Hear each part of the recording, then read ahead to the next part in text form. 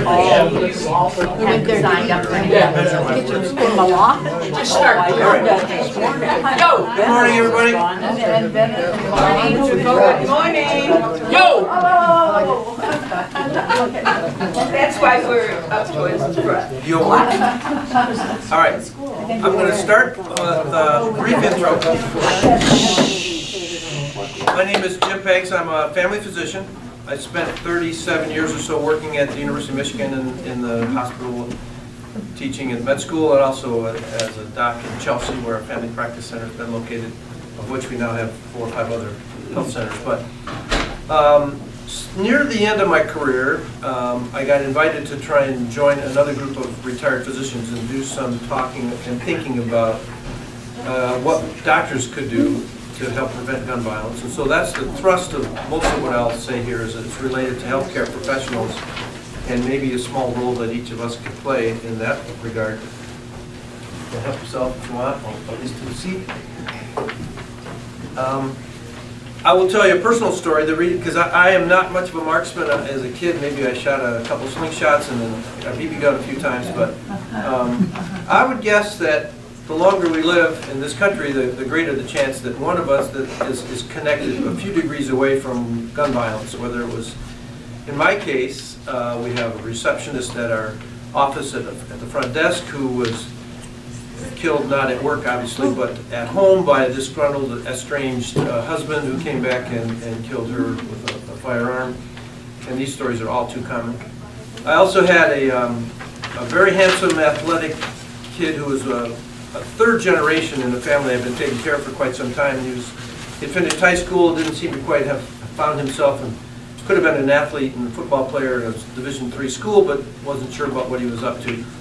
And long story short, I also knew that there was alcoholism in the family, and it was true that at about age 20 or 21, he had an hourly wage job and wasn't very happy, and he got drunk and took a handgun, the family handgun, to his forehead, and he pulled the trigger and managed to survive remarkably, with a little piece of the bullet still in the back of his skull, but pretty much intact. But it drove home to me how close we all are, to the violence and the damage that can result from easy access to firearms. Sadly, about 8 or 10 years later, he continued to battle with alcoholism and depression and committed suicide successfully. But it opened my eyes to the fact that none of us are very far away from the damage, the ravages of gun violence. And so my perspective will be here to talk a little bit about physicians and health and nurses and those in the healthcare profession and what they can do. A little bit of statistic or biologics or biographic part. I'm a member of this Physicians for Prevention of Gun Violence. Shared with Marge, we know a physician named Jerry Walden who's been in Ann Arbor a long time, a good family physician, started Packard Health Clinic, etc. He's a hard guy to say no to, and he organized 3 or 4 of us 7 or 8 years ago to start doing something, after the most recent at the time of the mass murders, not to mention what you read in the papers each day about people shooting each other after a party or out of road rage. And so we decided to do something to try and spread the word and try and make a dent. It may go without saying that I'm not sponsored by the NRA or any other gun manufacturer here. So, and this is a little logo that was done by the other physician who started the organization, Andrew Zweifler, who's a general internal medicine doctor in town as well, and a professor. And his granddaughter drew this up just to sort of convey, it's very folksy, but to convey the message that as docs we're trying to do something to, whether our stethoscope may not be strong enough to stop the bullets, but we want to try and do something. As a kid growing up in Detroit in the 50s, it was all about post-war. Our country was booming, everything was great, and America led in everything. We were so proud to be able to say technology and fashion and music, sort of. But there's one cause for lack of pride, which is that we're the leader in gun deaths, internationally for sure. There are reasons that we can talk about, maybe you have your own explanations, but why homicide rates in this country, and we're talking about rates, not just absolute numbers, are 25 times higher in our country than any other high-income, quote, westernized or developed countries. And this just portrays a little bit of the proportion of how disproportionate gun deaths are in our country compared to some that we think of as fairly civilized, right? I'll have a few more comparisons here in a second. So sadly, we are by far the leaders in gun deaths. Yeah, number one in the bad category. So 80% of all the gun deaths in the world's 23 richest countries combined happen in this country. So that begs the question, but I'll get to that in a second. Total numbers are kind of staggering and they put you to sleep in case you are not sleepy yet. But roughly 40,000 people die every year in this country from guns. And look at the numbers. Most people don't understand that about 60% of people who die from guns in this country every year are suicide victims, self-inflicted. And so if we're talking about whether it's appropriate for physicians in the healthcare world to talk about guns and protection and safe storage, this number alone should be impressive to say that yes, there's a lot of space for us to be able to make a difference, we think.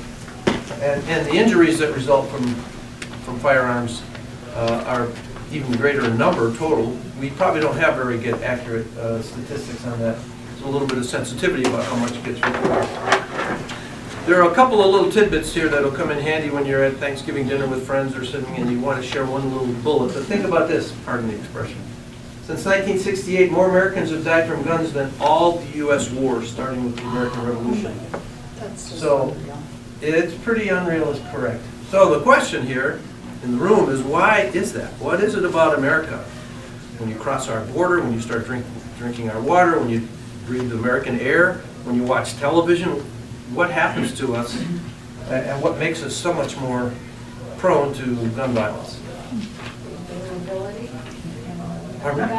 Availability is likely to be number one on the list, yes. So we don't think Americans are by nature more violent. There have been a number of studies that combine, or that look at levels of crime and violence and bullying rates and aggression and depression. And we compare comparably, if not slightly less likely to incline toward violence. So, but here's another little dinner time tidbit. You're just as likely to get punched in the mouth in a bar in Sydney, Australia, if you get in an argument fueled by a little bit of alcohol. But in Los Angeles, 20 times more likely to get shot and killed. So that gets to the availability question, right? We pay a huge price, emotionally, spiritually, in this country, and fiscally. I mean, the amount of dollars we spend on people who die, and many times who do not die from their gun violence. So if money is a motivator, this certainly should be a good reason to take up some efforts to curb gun violence. It's probably in medical school when I first understood, and also I suppose if I'd watched Perry Mason enough, but the legal profession as well as public health profession understand years of productive life lost. You know, so if somebody gets injured in a car accident at age 25, it's predicted that they might well have been a productive member of society for many years thereafter. The years of productive life lost to gun violence exceed those of cancer, heart disease, and diabetes all combined. So if we think about the impact on our culture and our civilization and our economy, it's substantial. Now, this might well be because a number of the victims are younger from gun violence, but the fact is we pay a huge price, not to mention the emotional price.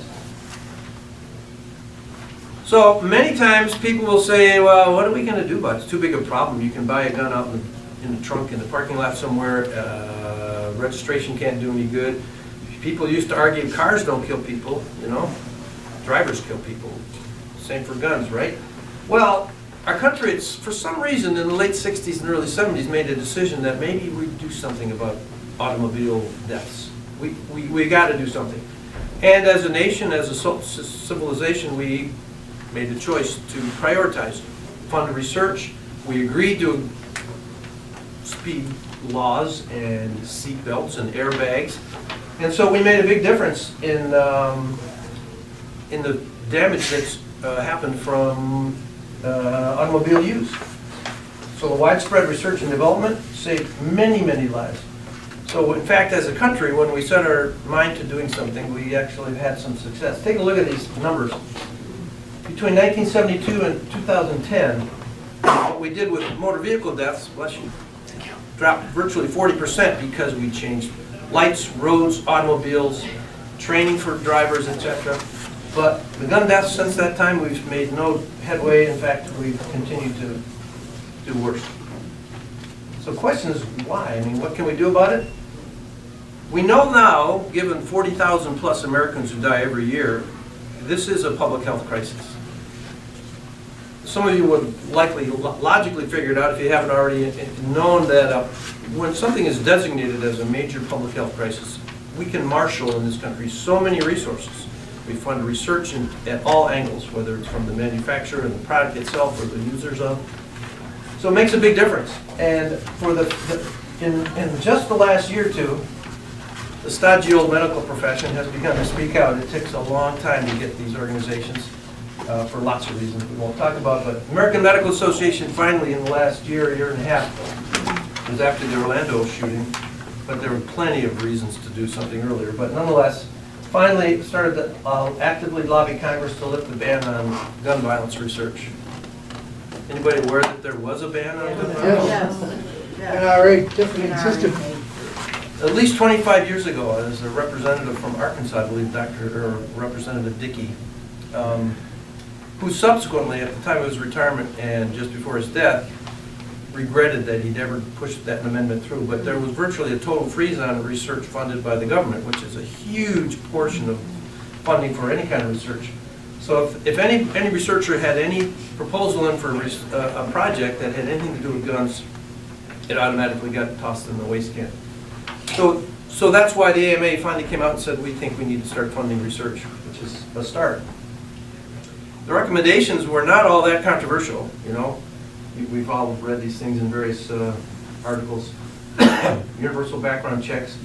The gag laws, anybody know what that might mean? Yeah, what's a gun? What does a gun in the house have to do with a visit with your doctor, right? We'll talk a little bit about that, but Florida, Montana, and one other state. Florida was the first one to actually enact a physician gag law, which said unless you are convinced that the patient in the room is likely to die from a gun, you can't talk about storage of guns and safety. It was shot down, pardon me. It was nullified by an appeals court in Florida, and so that law is not in place in Florida anymore. But it gives you an idea of the kind of efforts that have been put forth to keep guns out of any conversation.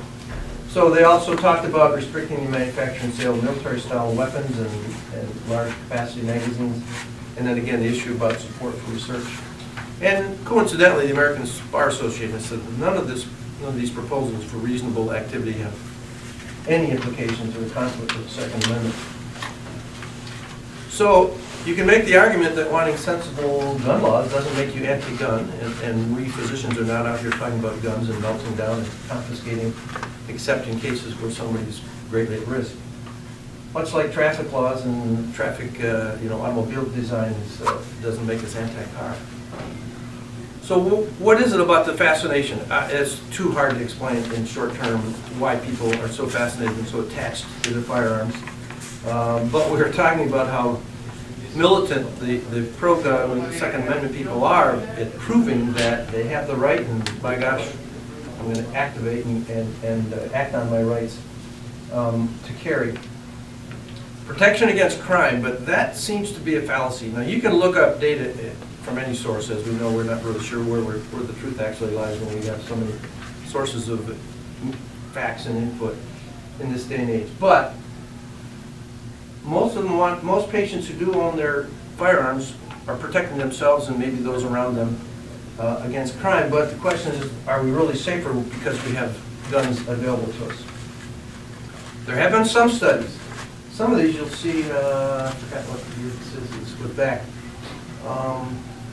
Because there has been a boycott on research, some of our data comes back to the early 90s.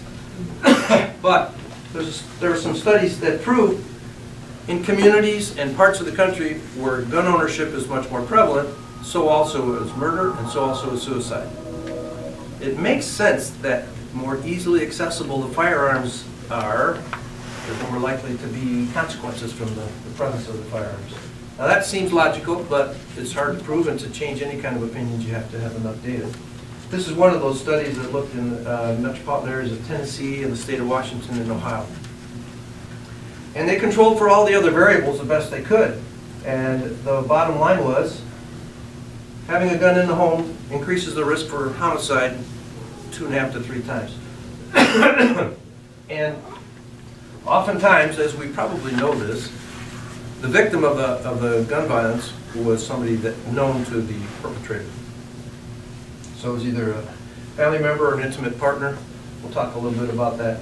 And the same variables hold true for suicide. So in communities and parts of the country where gun ownership is much more prevalent, so also are the bad consequences of it.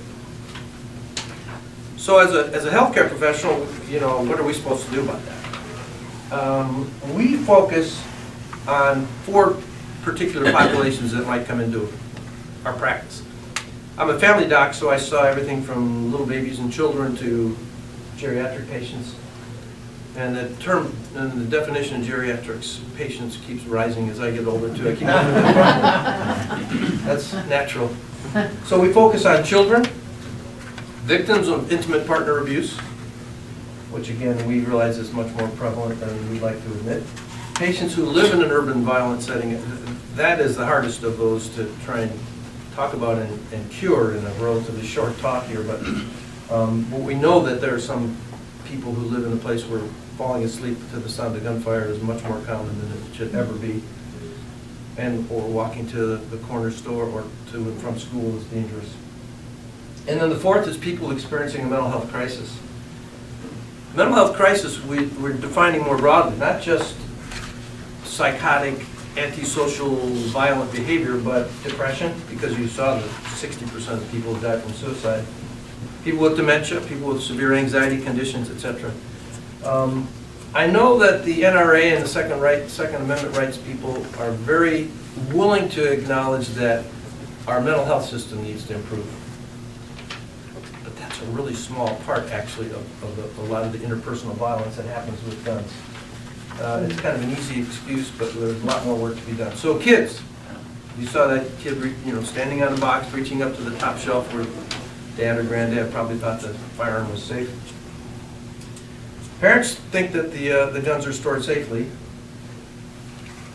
but this is kind of interesting. 35% of the homes that have children in them have at least one firearm, so it's very common to have guns. And we're talking, when I say firearms, that could mean just grandpa's old double-barrel shotgun, quite honestly. So we don't have really good, accurate enough information to know what constitutes a more usable, accessible firearm from others, but there are a lot of things we don't know. And at least nearly half of those homes, those firearms were not locked, so not safely secured. We know kids are always curious, inquisitive. They're going to figure out where the guns are stored. I grew up, I have a friend who grew up in Iowa. She's one of 3 kids. Her dad was an avid bird hunter. Had a couple of long arms stored just above the cabinet, and he thought all he had to do was say no, just like you teach a little one not to touch a hot stove or whatever. And so he told the kids, never touch those things. These are dangerous. And he felt pretty secure that they were going to listen, but they were normal children. So she said, yeah, there'd be times when my mom and dad would be out to dinner, and I'd have a couple friends over, and we'd be marching up and down the hall with rifles on our shoulders. That's just one example of many of families, which sadly excludes those who are very diligent about teaching their kids from the get-go how to safely handle a firearm and who will listen. But there are many other families where that's not the case. So the kids will figure out where the guns are stored. They'll ignore the warnings. And the bottom line is that safe storage is the point that we try to make wherever we speak to groups. This is a result of a little study that was done back in 2006. Getting older now. And they asked the parents of gun-owning parents, pediatricians and family practice offices, and these were homes with kids under 14 or equal to 14 years of age. The parents would say no. 70% of the parents said, my kids have not touched guns. But then they asked the kids in private, and over a third of the boys said, yeah, sure I have. I know where they are, and I know they said don't touch them, but I'm safe, etc. So anyhow, we somehow console ourselves thinking, well, I've told my kids more than once, but safe storage is still the key, because kids will get their hands on the weapons. This is just 9-month period, 2017. We speak to a lot of groups of pediatricians as well and pediatric nurses. Because it only takes 1 or 2 of those stories you read in the news about the 2-year-old that found the gun under grandma's pillow and accidentally shot themselves or shot the grandma or a friend. A toddler sitting in the shopping cart in the grocery store reached in mom's purse and got the handgun and killed mom. So way too many examples of careless storage and easy access causing heartache. The American Academy of Pediatrics, among our physician groups, pediatricians have been the most active at promoting safe storage. Their ultimate policy is safest home for a child or adolescent is one with no firearm at all. But I'm much more practical, as is our group, trying to say at least talk about storage, provide people some options for how to safely store a gun. I'm going to assume, and you interrupt me anytime you want if you have any questions or comments. Most people who want to have a firearm at their ready access do so because they want to protect themselves from the invader through the screen door or the window or coming in the back door. Most of the time, as you've already heard, the shots that are fired at people that are intimate to you and family members, people you know. A gun in the home is at least 30 times more likely to be used to kill a friend or family member than it is a burglar criminal. So you may occasionally read of the widowed woman living in her neighborhood who had a firearm and managed to scare away the guy who was creeping in the window. That is a rare instance compared to the other times that guns are used to settle arguments, or somebody mistakenly comes in a little drunk at 2:30 in the morning and is mistaken as an invader rather than a family member, and very sad consequences. But that gets to the issue about storage and locking the gun and locking it separately from the ammunition. Because the argument is, what good is it to me if I have to get out of bed and make 4 or 5 steps? Right. But in the end, most of those deaths are really not of invaders that are unknown to you. So they're people in your life. And maybe that extra 10 or 20 seconds. And there are other ways around it, but we can talk. The issue about intimate partner violence.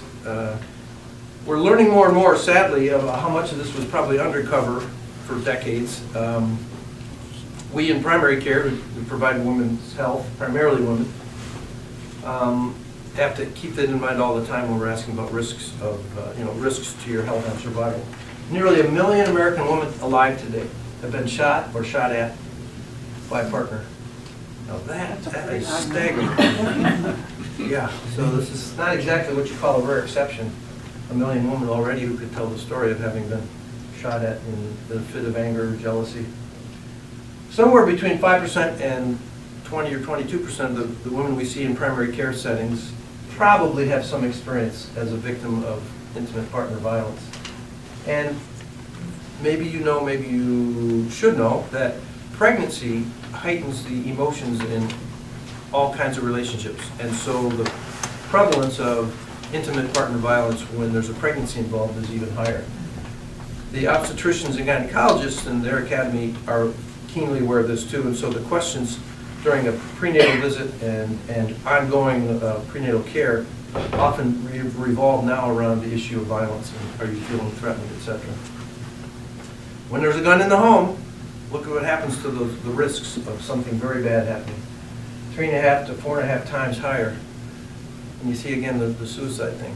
So if you think doctors have no business talking about gun storage, safe storage.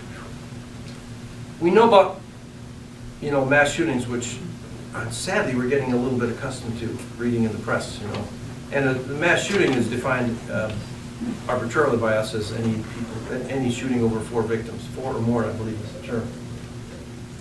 But well over 100 Americans every day. So when we read about somebody who walked into a high school auditorium or a movie theater and killed 12 or 14 people, that is unbelievably tragic and it gets our emotions wrapped up. But way more people per day die in America from firearms than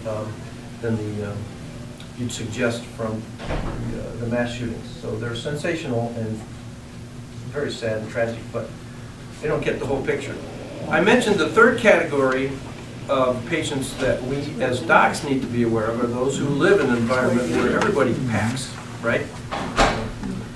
these dark concentrated areas of the cities, only 127 of them around the country where the majority of gun violence occurs and homicides, and we know that they're not distributed equally geographically. In fact, I think I have a slide that just says, you know, but interestingly enough, this is a cultural thing, and I'm not an anthropologist or sociologist enough to know why, but the prevalence of suicide is much higher in more rural areas. It seems to be not a way out in your life, or perhaps you, in fact, figure you're going to die from gun violence. Anyhow, when you live around in environments and neighborhoods where everybody carries a gun and uses it as a threat. So we know that the postal code can make a difference as to the risk of walking to the corner store or coming back home from school or walking out at night with your dog. That's a pretty hard one in a physician's office. There's really not much we're able to do, but be aware that when our patients, you know, are in an environment like that, it's one thing to say you shouldn't carry, but trying to identify patients at risk and then figure out some solution to help those patients, especially younger people. There are a number of programs underway, despite the lack of federal funding, to try and identify patients at greater risk. Particularly, for example, a 12-year-old boy gets brought by his buddies and then they flee. They come to the emergency room and he's got a bullet wound through his calf. So he got shot. And you think, my goodness, 12 years old and it's everywhere. And so they devised some risk scores to try and understand and intervene before that patient gets his wound cleaned up and he goes back home, to try and do something to break the cycle of violence. But those are bigger challenges than we've got, but I hate to ignore the fact that our society has all kinds of things that make people more vulnerable to firearm injury and death. There have been some pilot programs. There's some risk tools. You can do some scoring questions of kids. How many times in the last 2 weeks have your friends pulled a gun on you, or have you seen somebody pull a knife on others? So to get a sense of where they live and what their life is like, and therefore marshal some resources in the hospital setting. Programs in San Francisco, for example, help to try and get people some job training, some language training, some things to keep them from coming back 3 months later with another wound and or firearm death. And gun buyback programs, there have been a number of things tried. We've got a lot to do to try and clean up our neighborhoods. This is one of those little screening questions. In the past 6 months, how often did you get into a serious physical fight? How many of your friends carried a razor, knife, or gun? Past 6 months, have you heard guns being shot? And you hear, you know, some kids fall asleep to that sound all too commonly. And has someone pulled a gun on you yourself? So. And I mentioned some multidisciplinary programs that help try and keep the younger people especially, from coming back with the next firearm injury or worse. Then the issue of mental health. One of the physicians in our group as well is a psychiatrist with a lot of experience. She works at the VA in the emergency room and psychiatry. Mental health gets blamed as being the cause of a lot of things we don't like, especially around gun violence. But patients with true mental health and mental illness are more likely to be victims than they are perpetrators of violence. People even with a psychiatric diagnosis are rarely the ones who are perpetrating, like I say, the gun violence, and they need more help for lots of reasons, but not because they're the most likely to be using the firearms on others. Suicide sort of fits into the mental health, obviously under the umbrella. Even when people may have sort of pre-contemplated suicide, and they may do that off and on for weeks or months, within the last hour of their actually committing suicide is when they sort of get motivated to take action. And so that's where the issue of easy access makes a difference. The patient I told you about who finally was depressed enough and not feeling good about himself and then got drunk, he found the family handgun and it was easy to just try and solve it all. And that's a little bit what happens when people decide to finally they've snapped. And so easy access to guns definitely increases the risk. People can commit suicide other ways, hanging and medications, but guns are way more successful. 95% successful. So if you're interested in doing it successfully, that's the ticket. That's why easy access doesn't give you enough time to actually think about it. And many of the guns that were used in suicides, of course, are easily available because they're in the homes of a relative or a friend, or their own home. Lots of people fail to store their firearms safely. So the message that we docs take is not that we need to melt down all the guns in this country and take them away from you, but we need to push and promote safe storage. Even if, much like my cell phone, if I lent it to you to make a call for me, you'd probably need to know that 4 or 6 digit code, right? Very complicated machine. And it might, if you knew it, it might take 1 or 2 seconds to open it up, or I could use my thumbprint. The same technology exists for firearms. If we really wanted to personalize handguns and make them a safe weapon for you to use to protect from the invading marauders, that's there, but there's no will in our country or in the manufacturers to do it. It would raise the cost of a gun another $100. But just think about that simplicity of our cell phones. Or also think about how complicated it can be and how much we have to prove to be able to drive a car or fly a plane, which are lethal weapons as well. And yet it's pretty easy to get a gun. What can doctors do? Make sure we understand that certain patients are more at risk than others. And ask about access. The Pediatrics Society came up with the ASK, which is Asking Saves Kids. But it's true, just by virtue of asking about if there are weapons in the home, are they stored safely? Well, you're somewhat of a selected population by being here in the first place, but many people take great offense if you ask in any way related to access or ownership of firearms.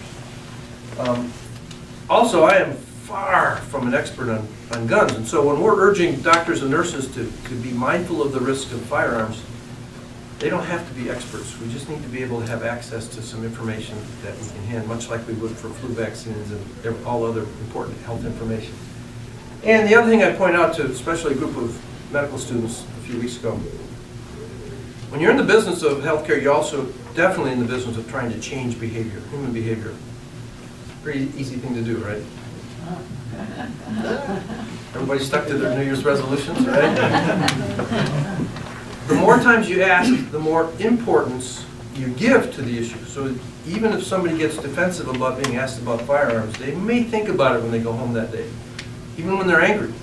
What the hell's that got to do with seeing my doctor for my blood pressure? But the more times we bring up an issue, much like we do for smoking and weight loss and exercise, you plant the seed and you hope that as a family doc, you look for long-term changes. Nothing changes overnight usually. So the same thing is true by virtue of giving it the importance that we do for seat belts and bike helmets and smoking and all the other risky behaviors. Maybe it'll make a difference.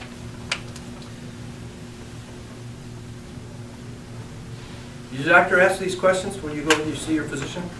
No. My pediatrician does. I told you they're the best at it because it's sort of ingrained now in their thinking. Well, that's a little disappointing. Not for every visit. Sometimes. On the questionnaire. Questionnaire. Yes, exactly. It should be there somewhere. Not on every visit, but when you go in for your once-a-year Medicare exam or wellness exam, health maintenance exam, it's not for everyday visits, but we should know, just like we always ask about other things. The question is, how do you ask that question? Because I'm getting all kinds of responses from doctors who work in rural communities. The assumption is everybody's got firearms in their home, and the question is, are they stored safely? And you want to get them to answer honestly, just so you can impart the information about the danger of access. Then for a doctor or nurse, what do you do if the patient says, yeah, I got weapons at home? Well, first of all, we have a million things to talk about in the course of a visit, and you can't spend 20 minutes on any one topic. And we're not experts in firearms, and so that's where having easy access to information that the patient can pursue is the idea. This is only one page of a multi-page, health screening this is in the U of M health system. This one's for preteens and anybody beyond in age. And you can see we have all these questions that 40 years ago or more, when I was training as a med student and a resident, these were very sensitive questions. You could ask about smoking and a few things. You never asked about sexual practices. Well, now we do because there are implied all sorts of potential risks. Seat belts, well, we didn't have seat belts back when I was a little kid, but so we ask all these questions, and what we try and do with the gun question is fold it into the middle of some of those sensitive but standard questions. So, you know, do you use seat belts, do you use bike helmets, etc.? Do you have a gun in the home? This is the way the question is worded. Are you afraid of anybody close to you? Well, who would have ever thought about asking that question until we learn more about domestic violence? And have you been hit, slapped, kicked, pushed, shoved by your partner or someone else close to you? And the obstetrics questions are even a little more personal because they know that's an even greater risk when a woman is pregnant. So hopefully when you are in for a more comprehensive health visit, you've got a questionnaire in front of you that asks the question about a gun. I don't know how best to word it.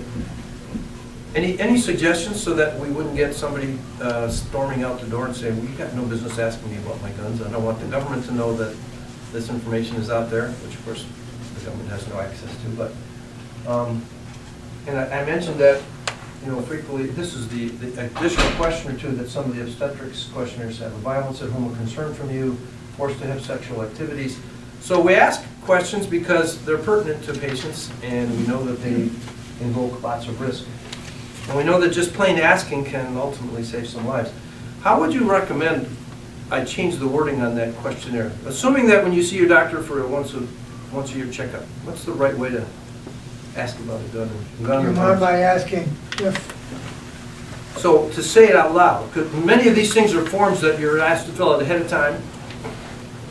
So one is to put it in context, right? So you do the same for, you know, sexual activities and risk behaviors, etc. So now, these are all questions we ask because some patients suffer significant consequences. These are standard, part of our risk, you know, things that can affect your health and survival. And so by putting in the context of other questions that are normal, that might make it less sensitive. Anything else? You have follow-up on the sexual questions. And I just wonder if you had a follow-up on, if yes, then is it stored safely or something? So it diffuses the, do you have one? It's Yeah. just we're checking. That's a very good question. And so, I've had the occasional patient that's been hurt by being shot by somebody in the home. Could you mind if I ask you what we know? correct. So even a give little it a bit more background. information to get it in context. We understand that firearms are commonly available and accessible. Some patients are at greater risk than they understand, so we want to understand if there's anything we can do to prevent a disaster. Something like that. Well, that makes sense. Of course, everything that adds 10 or 20 seconds to a doctor's office. The thing is more likely, if they don't want to talk about it, they just check no. And Absolutely. And there's all sorts of stuff online. People share these websites that say, never say yes. Always deny. You don't want the doctor to have any inkling at all that there's a gun in your home that you have available to you. which makes it harder for the physician to even follow up or. No, I'm kidding. That's right. So, but I say, you know, you have to be very patient in this world, patient with patients, and plant the seed. So maybe the third or fourth time that question comes up just about safe storage, they start to get the idea, maybe. But sometimes you don't win the battles at all, you know. It's very difficult. I had some doctors from a more rural part of the state say, look, everybody around us, every patient who comes to us has firearms at home. Many of them are hunting rifles, but many are handguns, because everybody believes. So I asked the question from the assumption that there are firearms in the home. I don't say, do you have a gun or guns at home? Are the guns in your home stored safely? I'm trying to revise the U of M one here to just ask that follow-up question. If yes, are they all stored safely? I asked one of the experts, you know, the research type persons, and he gave me a 4-paragraph suggestion of how to answer. Good luck with that, right? The doctor or nurse doesn't really need to be an expert. You need to be able to send people in the right direction to find out more. And how do I get a gun safe? Can I use a 3-digit code for a gun safe that's just above my garage door that I can open? They make these things. I researched them a bit. They make them with such silent hinges and maybe 2 or 3-digit code or a thumbprint that if in the middle of the night somebody, or in your bedroom, if somebody's coming in and you are afraid of having been invaded, you know, you can open that thing up silently and it's ready to go. The kids can't reach it. They don't know the code anyhow, can't break in. And these safes might run anywhere from $50 to $200. Anyhow, you don't need to know all that. You just need to be able to send people in the right direction. I have some multicolored handouts here that were made by the U of M Injury Prevention Center that are for parents of kids, and a few examples of gun locks and cable locks and things that are available. So we're just trying to promote the fact that doctors don't need to be experts, because if they feel they need to, they're not going to ask questions. They don't want to be put on the spot. But like other things, we just want to get people in the right direction. And it may not work the first time, but there are options for safe storage. Now we're starting to talk about a little bit about taking guns away. I'll make sure I'm mindful of the time here.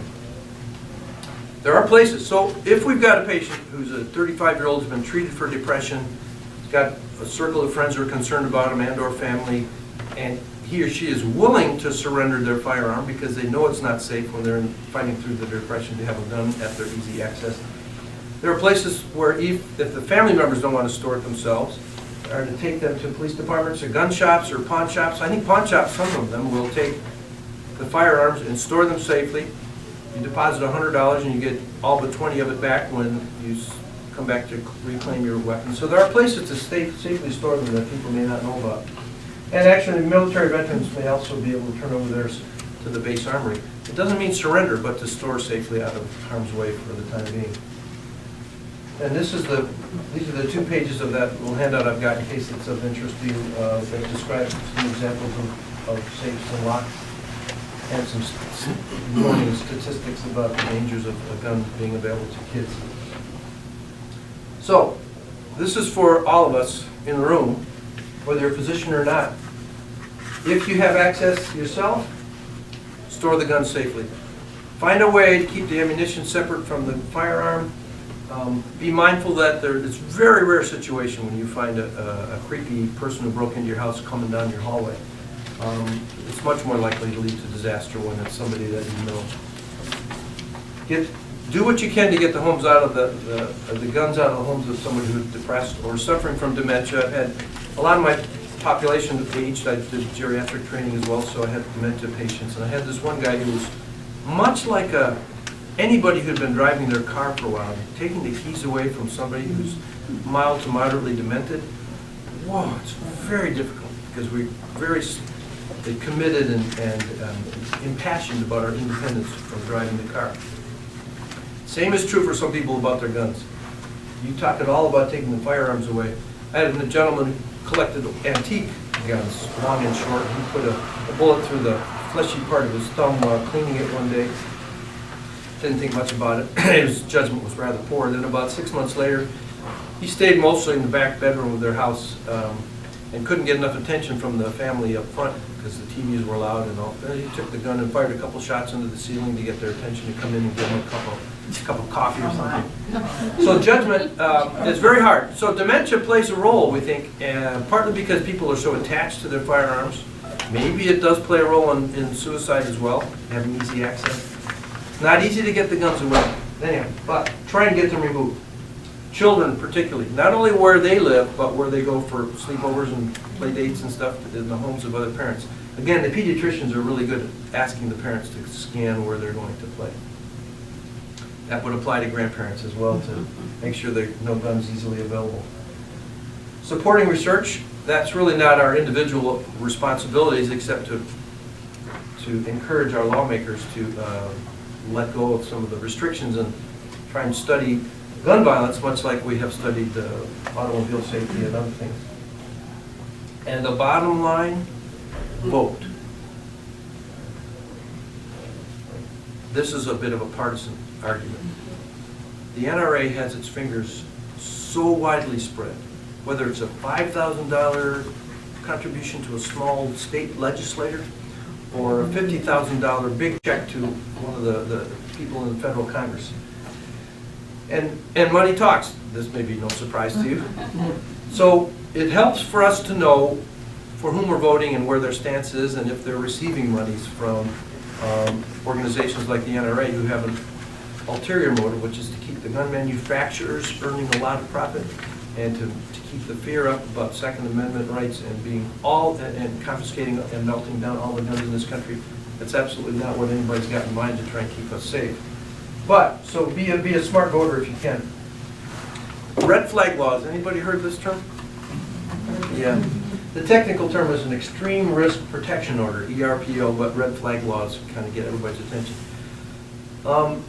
About 8 or 10 states, maybe a little longer, more than that now, have adopted this rule, this law, which says if a family member or an intimate partner or law enforcement, so the only two parties that can activate this are immediately involved with the patient or the gun owner, or if law enforcement's been called in because of a dangerous situation. They'll go to a judge, and within 3 days, or I think, the judge is required to review the information and the data and decide whether the guns should temporarily be removed from access, from availability to the person who's at risk. This would apply for a neighbor who's 26 years old and been kind of spiraling downhill, can't keep a job, seems disgruntled, alienated, started to buy large amounts of ammunition, is shooting at targets in the backyard with a semi-automatic rifle. I mean, things that should send off all kinds of alarms. Until and if the law enforcement, up till now, and law enforcement is called to their home and there's been a crime or potential crime committed, they don't have the right to confiscate. This allows a judge to make a ruling and says, yes, at least for the first 6 months, no firearms in that person's home. We're going to lock them up safely. And secondly, he's not able to purchase additional firearms.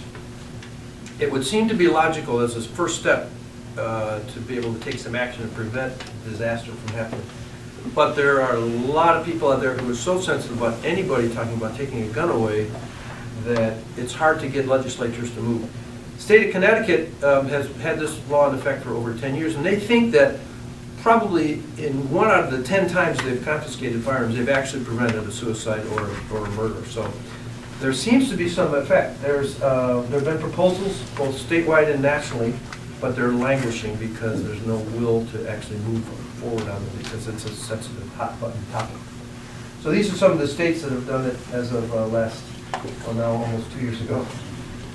1 in every 10 to 20 gun seizures may have stayed for life. There's a Michigan bill, that's been almost 2 years now, sitting around because the state legislature's not been willing to show the courage to act on it. So it's not even been in serious discussion for vote yet. And there's a bipartisan bill in the U.S. House of Representatives that was approved, but it hasn't been adopted or even taken for discussion by the Senate. The same thing for the red flag law. So there's a fear that if somehow the power of the judge is able to take guns away, that we don't trust our government to do it. A couple things. This is a comment, this is an editorial written by one of the U of M pediatric residents about, when we're seeing children, we need to ask about firearms, but it generates all kinds of negative response.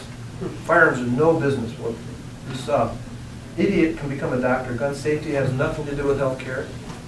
You might imagine it. I don't agree with that. The God complex.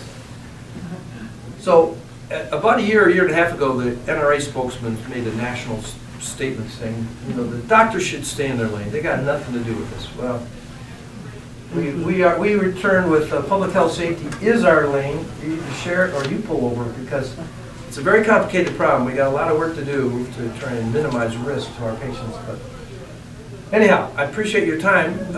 Any of you who have, for any reason, motivated to add your name to our list of supporters, is a very simple PPGV, Physicians for Prevention of Gun Violence.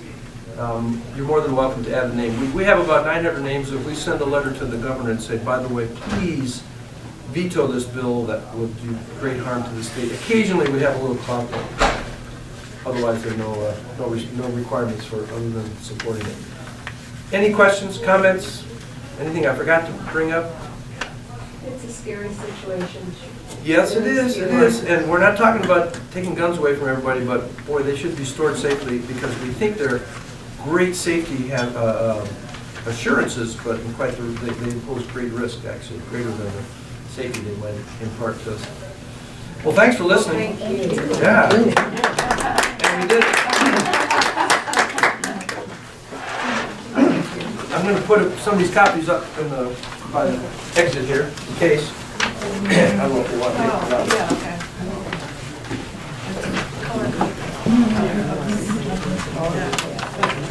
I have it.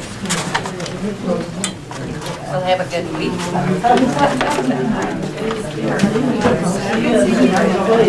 Yes. Oh, Proper seats.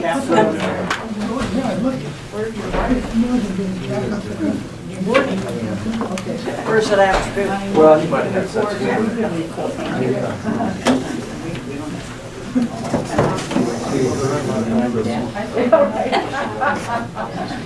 You're right.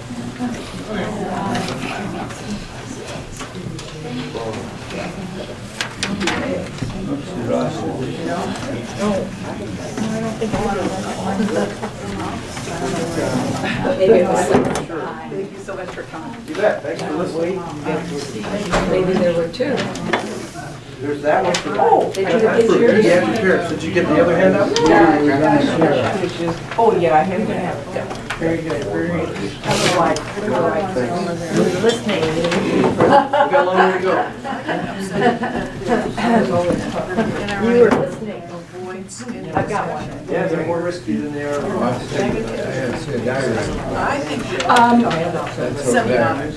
Yeah. They're designed to kill. They should be. They're on On the couch? Oh, it's on the edge of the couch, the hands, Well, the that's arm. smarter. Thanks for coming. Yes, ma'am. Thanks for coming yourself. I think we need a little more control on our bodies. Yeah, oh, a lot more. Especially as I was saying, semi-automatics. There, it should not be in the event. I don't know. Sometimes those squirrels are very fast. I've got a lot of rabbits in my yard. I've had a discussion with a 35-year-old guy on the golf course. He just was so sure that it was his right to have those. Where do you shoot? Other than targets. Coyote or something? What's wrong with just telling them right? They're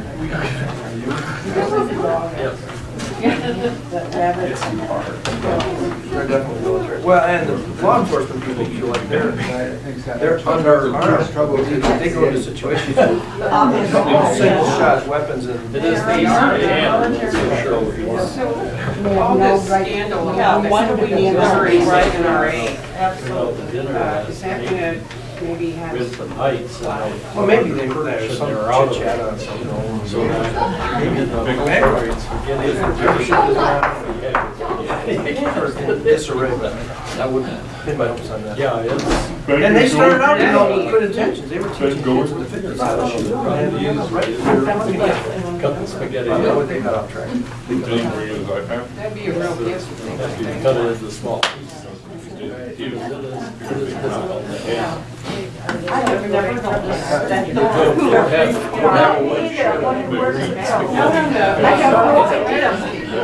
I doubt they'll ever. I know. Appropriately, it's locked. Probably a little storage or some half cellar or something. Maybe they're all guns back there, right? Yeah, I thought. Confiscated. Cash up. Wow. Oh, it goes to the roof. Oh, maybe that's how they get up there. I never knew how they did that. Did you pick up one of those, George? One of those? Yeah, thanks. I can read it. I'm gonna go across the hall to the restroom, George. And we don't have a meeting Monday night. Right. I'll meet you down by. I was heard on the radio about guns. Isn't that, oh, by the chapel. Oh, okay. Button you push.